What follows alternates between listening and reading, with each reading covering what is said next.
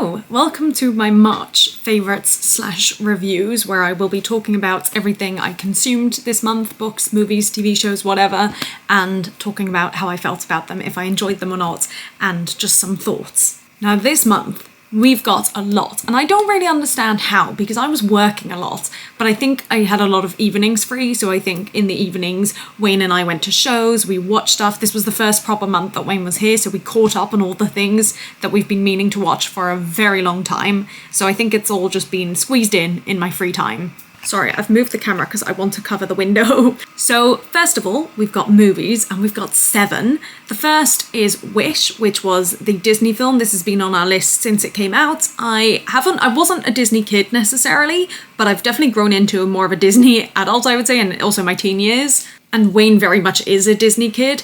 And so when this came out, we wanted to watch it immediately. And I think we were both working overseas and it just never happened. But now it's on Disney Plus, so we watched it. And it was cute. The other reason why we watched this is because in one of the places where I work, they sometimes play this movie in the background. And I've heard songs, but from what I can hear from where I am, it just sounds really repetitive. And I said to Wayne, I just really want to find out what these songs are and if they really are that repetitive, or if there's another reason why, I'm just picking up on maybe, the high notes or whatever. And I did enjoy the songs far more than I have until now, but it's still, I wouldn't say, it wouldn't be my favourite musical or my favourite Disney film, but it was sweet. And I liked sort of the homage to all, the Disney things from the last, is it 100 years? Something like that. Then next we watched Klaus, which is a Christmas film, and March is the perfect time to watch Christmas films, apparently. This was also a cartoon, and I really liked this because it was so different to so many Christmas films that I've seen, and I've seen a lot. I love Christmas films.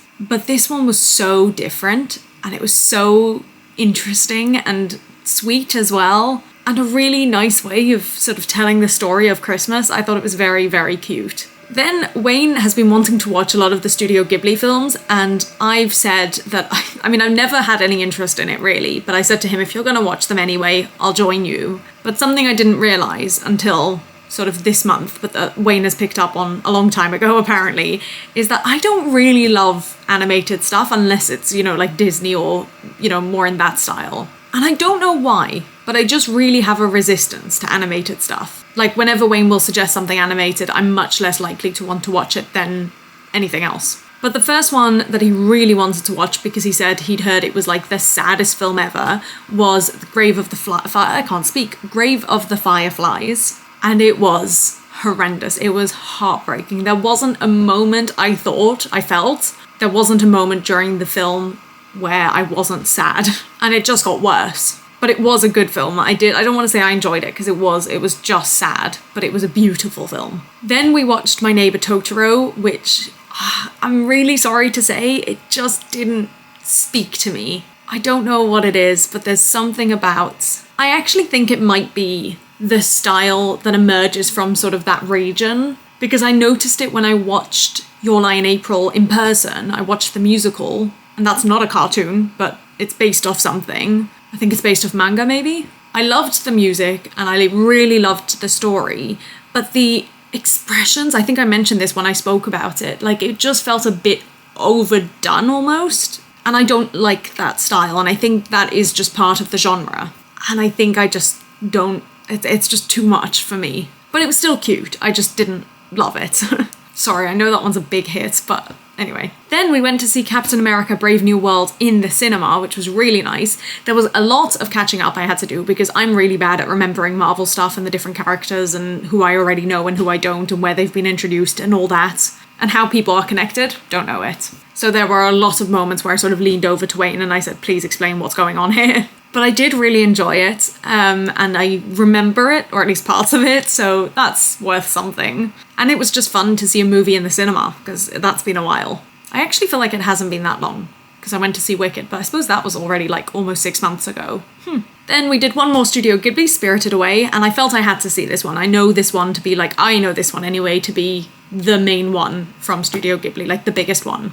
And again, it just wasn't really for me. I'm really I don't think that I could say that there was anything bad about it. It was just a bit over the top, I feel. And I don't like stories, and this might be a small spoiler, so just be careful if you don't want to be spoiled it. I don't like stories where a character is trapped and it's so impossible for them to get out when it's not really. Like, it felt like they were making it more difficult than it needed to be, and it was just a bit not for me, not something I would go back and watch again. I'm sorry, I feel like that's blasphemous. I'm really sorry.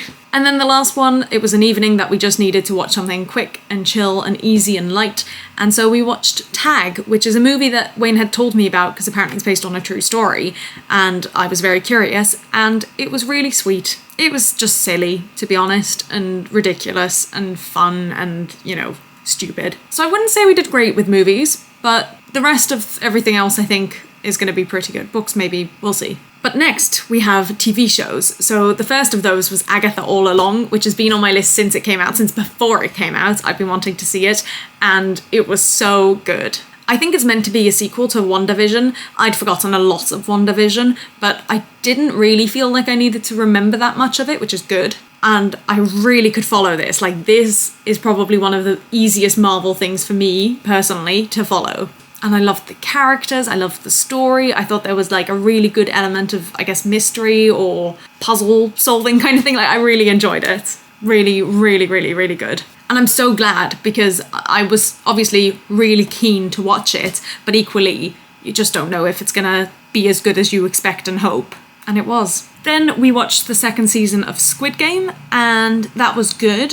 It annoyed me a little bit because each episode finished what felt like halfway through something. It didn't feel like each episode was wrapped up, and I prefer that. And, spoiler alert, the ending felt so unfinished. I mentioned this about 2 different books I read last month, that I really don't like it when things are unfinished. Even if they're, part of a series or a sequel, like, I still want a conclusion of some sort, and Squid Game did not give me that at all, and that really annoyed me. But I do think they said season 3 should be coming out this year, so fingers crossed. Third of all, we watched the 3rd season of What If, which was good, really interesting. The first few episodes, I was a little bit lost. What If really baffles me because you do need to know so much of the Marvel Universe, and even though I've seen everything up to date now, I still just don't really know. But it got to a bit where the story, usually in the initial episodes of What If, it was like each one was very much standalone, and in this season,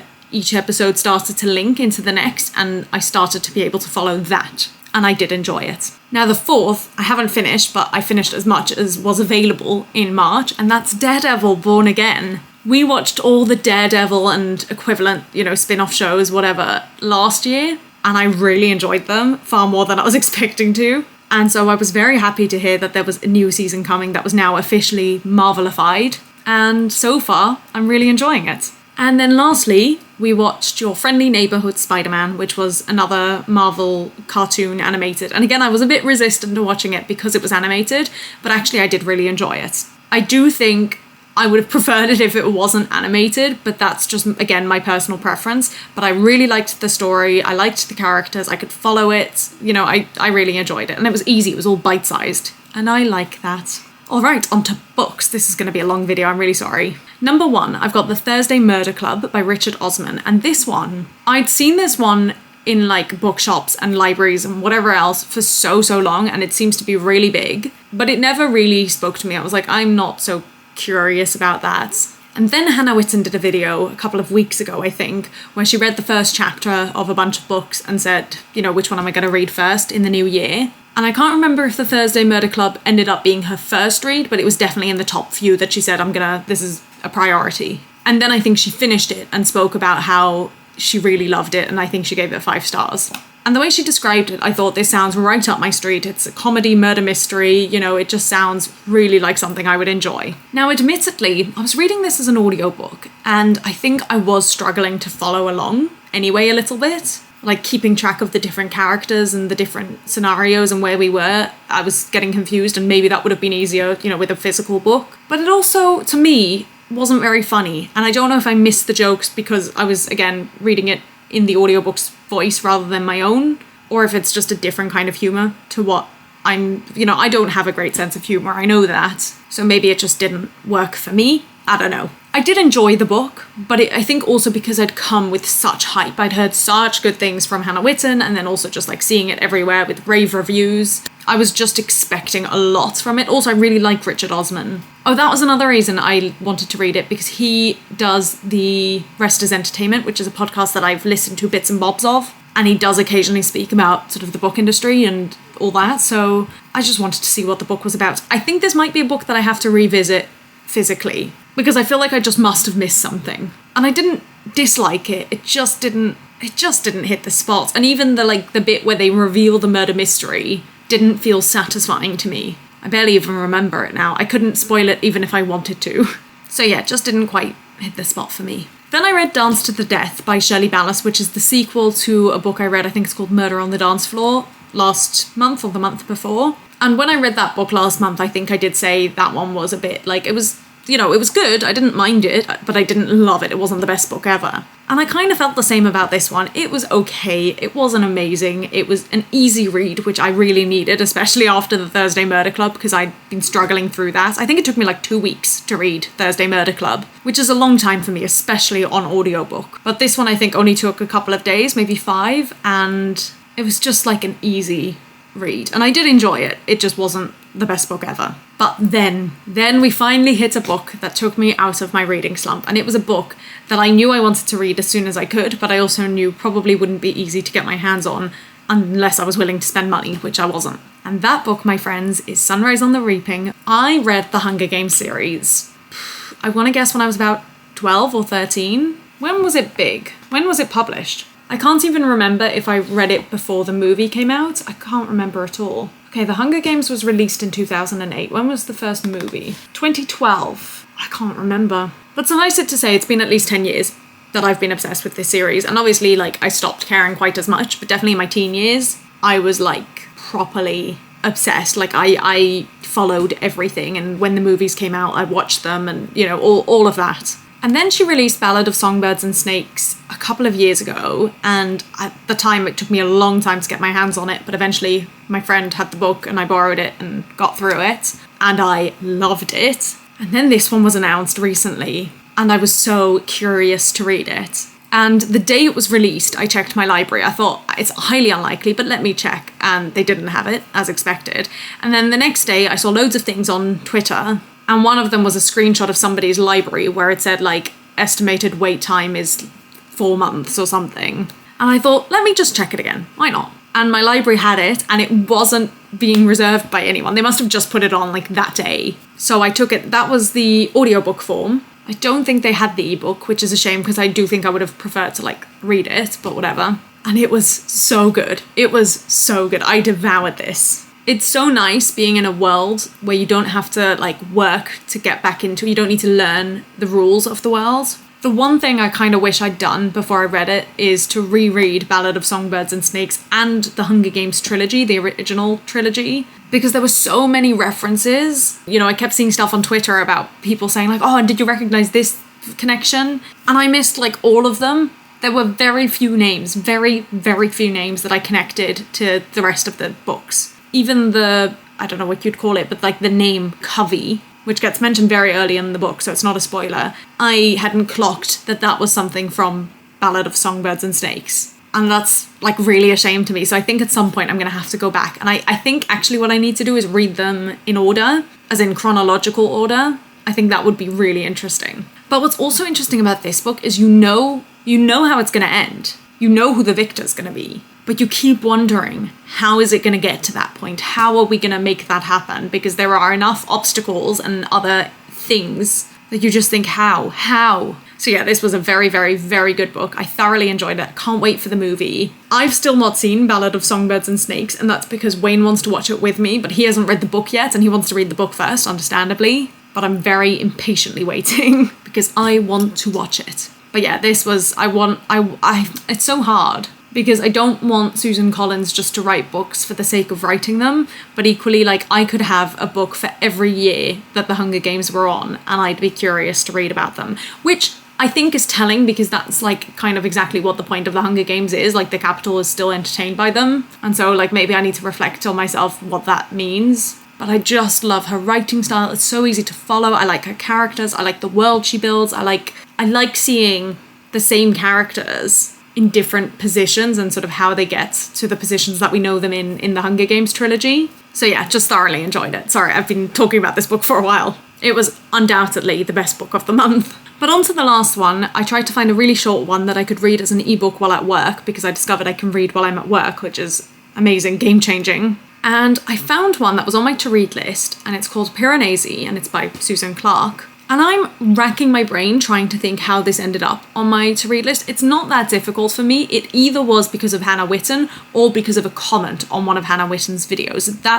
It's those two, and I just don't know which. But I think either she or the commenter said something along the lines of, if you want a book that's similar to The Starless Sea and The Midnight Library and those kinds of books, read this one. And so at the time I added it to my to-read list, and then I used my to-read list to find a book to read. I've been getting really good at that, by the way. I finally, I'm strict about using my to-read list to find my next read, rather than having a to-read list as long as my arm, longer, obviously, and just leaving it and adding to it, but never reading any of the books. I'm working my way through and it feels great. Anyway, so I found this book on my library and read it, and it was short, as I said, and it was really interesting and strange and curious and weird and just wild. It's not going to be for everyone.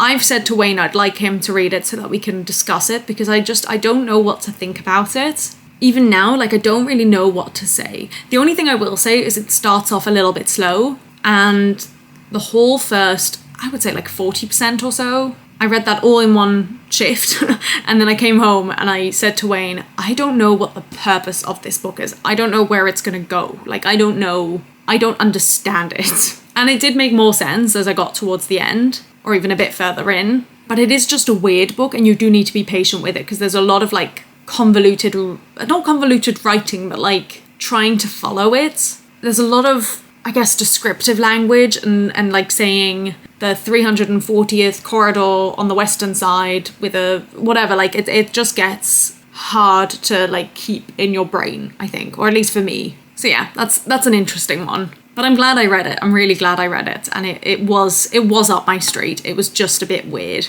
All right, on to musicals. We've got 7 musicals. How lucky am I? I'm very aware that I'm very lucky. To be fair, about half of these were free or paid for by someone else. We didn't spend much on the other few, and Wayne and I felt we had a lot of catching up to do, because we've not been to see shows together in a long time, and we built up quite a list of priority things to see, and we've now seen everything except one. So the first one we went to see was actually kind of my cousin's choice. I did recommend it to her, but she said she wanted to go see it, and that was Mean Girls, and she very kindly paid for us, which was very kind of her. And I think we got it in London Theatre Week, so I think even though we didn't pay, I think the tickets still weren't crazy expensive, which is good, and we got good seats. And I mentioned in the vlog when we went to see it that I knew Mean Girls inside out when it came out in 2018. But since then, I've really not paid any attention to it, really. And I knew they changed a lot for London, but I didn't know what. And going to see it, it was just it was fun. I liked the music. It was high energy. The cast were outstanding, their voices were insane. And it was just yeah, it was just a fun show. Just fun. And I'm really, really glad we saw it, especially now that it's announced it's closing. So definitely go see it if you can. Then the next one I have been dreading to see, but Wayne and a lot of family members and friends have said I need to see it, is Book of Mormon. And my parents very kindly took the burden of paying for this one, which I think is quite ironic. But anyway, despite how much I was dreading seeing it, I really enjoyed it. There were things I still didn't love, obviously. I'm very clean and naive, and not naive, but innocent, and I don't like dirty or adult humour very much. And obviously this show is basically entirely adult humour, but it is also very Broadway musical theatre, and I love that. And there were moments of humour that I really enjoyed and really laughed at. And there were touching moments, and there were really good songs. I mean, I knew most of the songs, not all, but most, and I enjoyed them. And I enjoyed seeing them on stage, after all these years of just listening to them. So yeah, I enjoyed it, despite everything. Next, for the 4th time, I think, in my life, I went to see Matilda. And despite having seen it 4 times, I just never get sick of it. I think it's a beautiful musical, and I just think everyone needs to see it. And we were really lucky the day we went. 9 of the children were on for the very first time. They'd never done it before. And the Matilda, this was her West End debut performance. And so I was just emotional thinking about that. And they did a great job. I mean, it's just a very good musical. It's beautiful. Next, we went to 2 different workshops, both of which were free. I got free tickets because I am part of like a Jewish theatre group, and these are Jewish pieces, and so they just wanted, I think, seats and opinions potentially or whatever. So the first one is Rise the Rock musical, and I really enjoyed this. Because both of these next 2 were workshops, they weren't full productions, so, you know, they had scripts in hand, and there was no set, and there was no or minimal costume, and, you know, it was obviously not as fleshed out, and I think this would be a beautiful musical fleshed out. I wouldn't necessarily call it rock, but maybe I just don't understand what a rock musical is necessarily, but I thought it was great. I thought it was really, really, really good. And a very interesting story, something I'd not really thought about before. It had to do with the Second World War and like the resistance movement. And it was just very good, very good. And then the second workshop I went to see, I'm going to call it Bordeo. I know they call it Bordello, but I just really feel like it's Bordeo unless they tell me otherwise, or unless an Argentinian tells me otherwise. And this one, I think, was probably a little bit earlier on in the research and development stage. It didn't feel quite as... Like, The Rise was really... Aside from the fact that they didn't have, obviously, the budget or whatever for a full-scale musical, it felt like it was ready to be performed at a full-scale level, whereas this one didn't really as much, anyway. They did tell us that this was the first time they were doing it in front of an audience, so... And I think they'd only been rehearsing for, like, 2 weeks. So I think it's gonna get more details and, you know, it's gonna figure a couple of the hitches out. But it was still really good, and I am excited to see where it goes and what becomes of it, because I do think it's worth becoming a full-scale musical. And it's a really interesting story that I'd never heard of before, and I think that's really valuable as well. So yeah, really enjoyed that. And then we went to see Wicked. I need some water, this is a long video. Although we're almost at the end now. I saw Wicked like 11 years ago, 12 years ago, and loved it, and then listened to the music for years and years and years, like non-stop. And then obviously about 6 months ago I went to see the movie, part 1. And Wayne has never seen Wicked, or had never seen Wicked, and so this was very high. Like, together with Book of Mormon, this was one of the top on our list of shows we have to see. And it was really good. And when I went to, I mean, I feel like I've got quite a bad memory, and I think that's one of the reasons why I do YouTube. And so I remember bits from when I saw it 12, 13 years ago, but I really don't remember that much. And I really don't like that. That really annoys me. But it meant that I felt I was seeing a lot of things, not necessarily for the first time, but properly for the first time, I think. And I really enjoyed that. And I thought the cast were really good. I mentioned again in my vlog that the one thing I think was lacking was diction overall. But luckily I know the musical inside out, so for me it wasn't a huge problem. Wayne did say he missed a couple of things. But everything about it was great. It's a gorgeous musical. I love it so much. And it was such a pleasure and privilege to get to see it again on stage. And I was a mess during For Good. But I'm always a mess during For Good in just about any context. Yay. And then finally, kind of spur of the moment, we went to see MJ because I think I could get, I think it was £10 or £15 tickets. And we just thought, why not? This wasn't one that I was desperate to see at all. But I just thought for such cheap prices and really good seats, why not? And it was fun, and it was interesting, but it wasn't the best musical I've seen. It was probably my least favourite of the ones this month, but that's not to say that I didn't enjoy it. It's just we saw a lot of really good musicals this month. And yeah, it was good, but it didn't blow me away. Although, one thing I think that's really impressive whenever there's musicals or shows or whatever like this, where one person is playing a real life person that people know, I find it so impressive when they nail it, and I really do think they nailed it. There were 2 different people playing Michael Jackson, and I think both of them, there were actually 3, but the kid is, I didn't know Michael Jackson as a kid, but I think the other 2 did a really, really good job of playing this person that we all know. So yeah, just really good. That's it. We did it. Well done, everyone. The only thing I've got left to share is my song of the month. Every month I say which song sort of stood out to me, whether it's because I've been singing it a lot, hearing it a lot, whatever else, it's, I don't know, relevant to my life. There's always a song, and then I like to reflect at the end of the year at the sort of the 12 songs that made up my year. And this month, less so at the end of the month, but for a lot of it, was New York from Two Strangers Carry a Cake Across New York. I heard this song at West End Live for the first time. That was the first place I saw it or heard it. And I never got to see the show because I got the closing dates wrong, which is really annoying. And I'm still really upset about that. I wish, anyway, it doesn't matter. It's past. But I discovered one day that I could find this song and I think the whole cast recording on Spotify. I don't think I listened to the whole cast recording because I'm hoping it comes back and I can just watch it. But I really like this song, so I've been listening to it a lot. So much so that Wayne now sings along to it or even sings it when it's not playing because he just knows it because of how much I've played it. So that is my March song. Those are my March reviews. Let me know if you've seen or read or listened to or watched any of the things I spoke about this month. And if you have any recommendations for what to enjoy in the next next month, next year, whatever. I'm always looking especially for non-fiction book recommendations, but also just other book recommendations, musicals, especially if they're in London. Because I feel like I've seen, this sounds really like up myself maybe, but I feel like I've seen most of the musicals in London and I know that's not true. But whenever I look at like Today Ticks or whatever, there's very few I feel I haven't seen yet. Or at least that pique my interest. So let me know if you have any recommendations of things I should catch. If you made it this far, thank you so much. I'm very impressed. I don't know how I'm going to edit this, but I will see you all in the next one. Bye!